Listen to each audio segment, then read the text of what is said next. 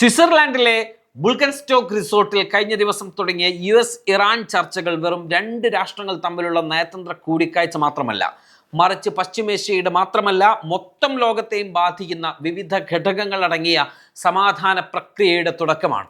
കാരണം US-ഉം ഇസ്രയേലും ചേർന്ന് ഇറാനെ ആക്രമിച്ചപ്പോൾ അതിൻ്റെ കെടുതികൾ കേരളത്തിലെ ഗ്രാമീണ വീടുകളെ പോലും ബാധിച്ചതാണ്.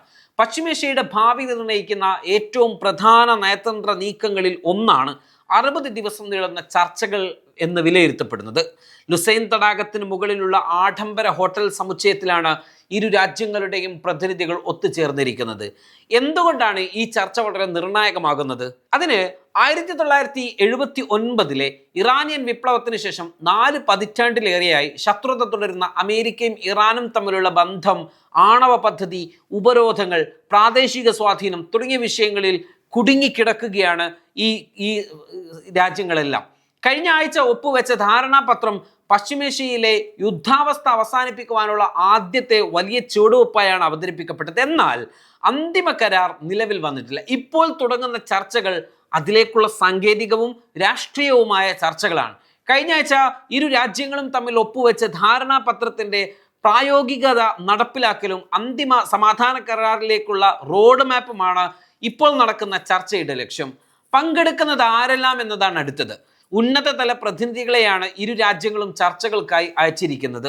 ഇറാന്റെ ഭാഗത്തു നിന്ന് പാർലമെന്റ് സ്പീക്കർ മുഹമ്മദ് ഖാബർ ഗാലിബാഫ്, വിദേശകാര്യമന്ത്രി അബ്ബാസ് അറാച്ചി എന്നിവരുടെ നേതൃത്വത്തിലുള്ളതാണ് സംഘം. അമേരിക്കയുടെ ഭാഗത്തു നിന്ന് വൈസ് പ്രസിഡന്റ് JD വാൻസ് നേതൃത്വം നൽകുന്ന സംഘത്തിൽ പ്രത്യേക ദൂതൻ സ്റ്റീവ് വിറ്റ്കോഫ്, ട്രംപിന്റെ മരുമകൻ ജാരഡ് ക്രൂഷ്നർ എന്നിവരെല്ലാം ഉണ്ട്. മധ്യസ്ഥർ പാകിസ്ഥാൻ പ്രധാനമന്ത്രി ഷഹബാസ് ഷെരീഫ്, പാക് കരസേനാ മേധാവി അസിം മുനീർ, ഖത്തർ പ്രധാനമന്ത്രി Sheikh Mohammed bin Abdulrahman bin Jassim Al Thani. Switzerland ആതിഥേയ രാജ്യമായെങ്കിലും ചർച്ചകളിൽ നേരിട്ട് പങ്കെടുക്കുന്നില്ല. നിഷ്പക്ഷ വേദിയും നയതന്ത്ര സൗകര്യങ്ങളും ഒരുക്കുന്ന ചുമതലയാണ് സ്വിറ്റ്സർലാൻഡ് വഹിക്കുന്നത്. കേന്ദ്ര വിഷയം ഹോർമുസ് കടലിടുക്ക് തന്നെയാണ്. ലോകത്തിലെ ഏറ്റവും പ്രധാനപ്പെട്ട ഊർജ്ജ ഗതാഗത പാത കൂടിയാണ് ഹോർമുസ് കടലിടുക്ക്. ലോക എണ്ണ വ്യാപാരത്തിന്റെ ഏകദേശം 1/5 ഈ പാതയിലൂടെയാണ് കടന്നു പോകുന്നത്. ഇറാൻ വീണ്ടും കടലിടുക്ക് അടച്ചതായി പ്രഖ്യാപിച്ചപ്പോൾ അമേരിക്ക അത് നിഷേധിച്ചിട്ടുണ്ട്.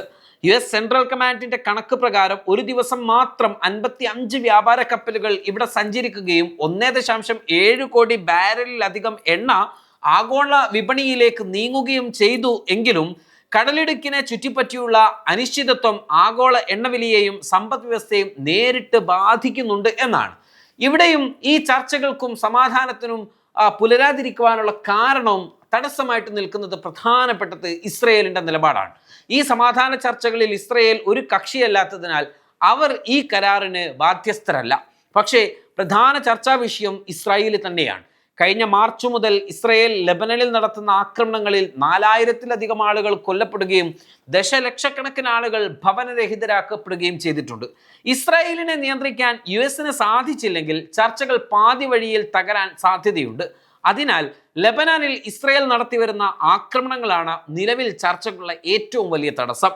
ചർച്ചയുടെ ആദ്യ ദിനമായ കഴിഞ്ഞ ദിവസം പോലും ലെബനാനിൽ ഇസ്രയേൽ ആക്രമണം നടത്തി. ഇസ്രയേൽ കരാറിൽ നേരിട്ട് ബന്ധിക്കപ്പെട്ടിട്ടില്ലെങ്കിലും ലെബനാനിലെ ആക്രമണം തുടരുകയാണെങ്കിൽ അമേരിക്ക കരാറിലെ ബാധ്യതകൾ പാലിക്കുന്നില്ല എന്നാകും ഇറാൻ വാദിക്കുക. അതോടെ മുഴുവൻ ചർച്ചാ പ്രക്രിയയും തകരാൻ സാധ്യതയുണ്ട്. ചർച്ചയുടെ തൊട്ടു മുമ്പുള്ള ദിവസം ഹോർമുസ് കടലിടുക്ക് ഇറാൻ വീണ്ടും അടച്ചതും ലെബനാനിലെ ആക്രമണം തുടരുന്നത് ചൂണ്ടിക്കാട്ടിയാണ് എന്നതും ഇവിടെ ശ്രദ്ധേയമാണ്. ഇനി ചർച്ചയുടെ ഘട്ടങ്ങൾ എങ്ങനെയാണെന്നാണ്. ചർച്ച കടന്നു പോകുന്നത് ഒന്നിലധികം ഘട്ടങ്ങളിലൂടെയാണ്. ഇപ്പോഴത്തേത് സാങ്കേതിക തല ചർച്ചയാണ്. ധാരണാപത്രത്തിന്റെ 2ാം ഘട്ടത്തിലേക്ക് ആണവ വിഷയങ്ങൾ ഉൾപ്പെടെയുള്ളവ അതിലേക്ക് കടക്കുന്നതിന് മുൻപാണ് ആദ്യ ഘട്ടത്തിൽ ഒപ്പുവെച്ച കാര്യങ്ങൾ കൃത്യമായി നടപ്പിലാക്കുന്നുണ്ട് എന്ന് ഉറപ്പാക്കുകയാണ് ഈ ഘട്ടത്തിന്റെ ലക്ഷ്യം. ഇസ്രായേലിനെ നിയന്ത്രിക്കാൻ US-ന് കഴിയണം എന്നതാണ് ഇറാന്റെ പ്രധാനപ്പെട്ട ആവശ്യം. ഒപ്പുവെച്ച ധാരണാപത്രത്തിൽ ഇസ്രായേൽ കക്ഷിയല്ലെങ്കിലും ഇസ്രായേലിനെ കൊണ്ട് വെടിനിർത്തൽ പാലിപ്പിക്കേണ്ട ബാധ്യത അമേരിക്കക്കുണ്ട്. ചർച്ചകൾ പൂർണ്ണമായും രഹസ്യ സ്വഭാവത്തിലുള്ളതായിരിക്കണമെന്നും സ്വിസ് സർക്കാർ വ്യക്തമാക്കിയിട്ടുണ്ട്. അതിനാൽ ഓരോ ദിവസവും പത്രക്കുറിപ്പുകൾ ഇറങ്ങുകയോ സമൂഹ മാധ്യമങ്ങളിലൂടെ പുരോഗതി അറിയിക്കുകയോ ഉണ്ടാകില്ല. ഘട്ടം 1: വിശ്വാസ്യത പരിശോധന. വെടിനിർത്തൽ പാലിക്കപ്പെടുന്നുണ്ടോ? ധാരണാ വ്യവസ്ഥകൾ നടപ്പിലാക്കപ്പെടുന്നുണ്ടോ? ഘട്ടം 2: സാങ്കേതിക ചർച്ചകൾ, ആണവ പദ്ധതി, പരിശോധനാ സംവിധാനം, ഉപരോധ ഇളവുകൾ. ഘട്ടം 3: അന്തിമ കരാറിന്റെ കരട്, 60 ദിവസത്തിനുള്ളിൽ രൂപരേഖ, ആവശ്യമെങ്കിൽ കാലാവധി നീട്ടൽ. മറ്റൊന്നിനി ലെബനാനിലെ വെടിനിർത്തലാണ്. ആദ്യ ദിവസങ്ങളിൽ തന്നെ ചർച്ചകളിൽ ആധിപത്യം സ്ഥാപിക്കുക ലെബനാനിലെ ഇസ്രായേൽ ആക്രമണമായിരിക്കും. ധാരണാപത്രത്തിലെ ആദ്യ വ്യവസ്ഥ തന്നെ ലെബനാൻ ഉൾപ്പെടെയുള്ള മേഖലകളിലെ എല്ലാ സൈനിക നടപടികളും ഉടൻ അവസാനിപ്പിക്കണമെന്നതാണ്. ആദ്യം ലെബനാനിലെ വെടിനിർത്തൽ യാഥാർത്ഥ്യമാകണം, അതിന് ശേഷമേ മറ്റു വിഷയങ്ങളിലേക്ക് നീങ്ങാവൂ എന്നാണ് ഇറാന്റെ നിലപാട്. ഇനി ഇറാന്റെ ആണവ പദ്ധതിയെക്കുറിച്ച് ചർച്ചയിൽ എന്താണ് പറയുന്നത് എന്നാണ്. ചർച്ചകളുടെ രണ്ടാം ഘട്ടത്തിലെ പ്രധാന വിഷയം ഇറാന്റെ ആണവ പദ്ധതിയാണ്. ഊർജം ഉൾപ്പെടെയുള്ള സമാധാനപരമായ ആവശ്യത്തിന് വേണ്ടിയാണ് ഞങ്ങൾ യുറേനിയം സമ്പുഷ്ടീകരിക്കുന്നത് എന്നാണ് ഇറാന്റെ വാദം. എന്നാൽ ആണവായുധം നിർമ്മിക്കൽ ഇറാന്റെ അജണ്ടയാണ് എന്നാണ് US-ന്റെ വാദം. ഇറാൻ ആണവായുധം വികസിപ്പിക്കരുത്, അതിനുള്ള ശേഷി പോലും കൈവശം വെക്കരുത് എന്നാണ് US-ന്റെ പ്രധാന ആവശ്യം. ചില നിയന്ത്രണങ്ങൾ അംഗീകരിക്കാം, പക്ഷെ ഉപരോധങ്ങൾ നീക്കണം എന്നാണ് ഇറാൻ ഈ വിഷയത്തിൽ എടുക്കുന്ന നിലപാട്. ഇനി ഉപരോധ ഇളവുകളും മരവിപ്പിച്ച ആസ്തികളും തമ്മിലുള്ള ചർച്ചയാണ് മറ്റൊന്ന്. കേവലം വെടിനിർത്തൽ എന്നതിനപ്പുറം കാതലായ പല വിഷയങ്ങളും ഇറാൻ ഉന്നയിക്കുന്നുണ്ട്.